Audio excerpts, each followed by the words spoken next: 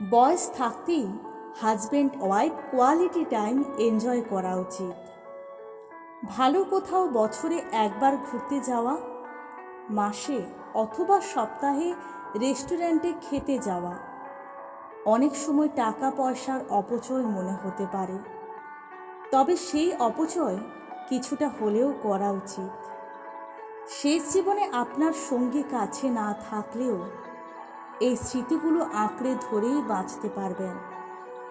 সন্তানের লেখাপড়া অথবা বিভিন্ন রেসপন্সিবিলিটি আসবে, তার মধ্যেও সময় বের করা যায়।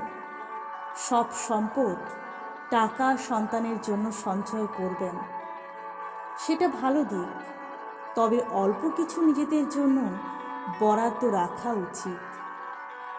দিন শেষে আপনার বাচ্চারও আলাদা লাইফ হবে, সে তার লাইফ এনজয় করবে, তখন আরও ভালো লাগবে। তখন মেয়ে মেয়ের জামাই, ছেলে ছেলের বউ ঘুরতে গেলে, রেস্টুরেন্টে গেলে আফসোস হবে না। তাদের এনজয়মেন্ট তখন ভালো লাগবে, তারাও সম্মান করবে। তবে আপনি নিজের জন্য একটা শূন্যতা অনুভব করবেন। যে মুহূর্তগুলো আপনি উপভোগ করতে পারেননি, আপনার সঙ্গিনীকে দিতে পারেননি, সেগুলো আপনাকে বারবার কষ্ট দেবে। জীবনে একটা সময় আসবে, বৃদ্ধ হয়ে যাবেন, তখন আপনার টাকাই থাকবে হয়তো, কিন্তু আপনি চাইলেও কিছু খেতে পারবেন না।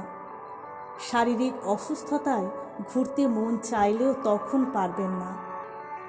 দামি জামা কাপড় থাকলেও পরতে মন চাইবে না। তাই যৌবনের ওই সুন্দর মুহূর্তগুলো উপভোগ করুন। ছোট ছোট এনজয়মেন্টগুলো করতে শিখুন। জীবনসঙ্গীকে নিয়ে নিজের মতো করে একটু বাঁচতে শিখুন। একটা সময় হয়তো লাইফ পার্টনার পাশে থাকবে না, সবাইকে চলে যেতে হয়, কিন্তু আপনাদের অসংখ্য স্মৃতি আপনাকে বাঁচতে শেখাবে বাকি জীবন।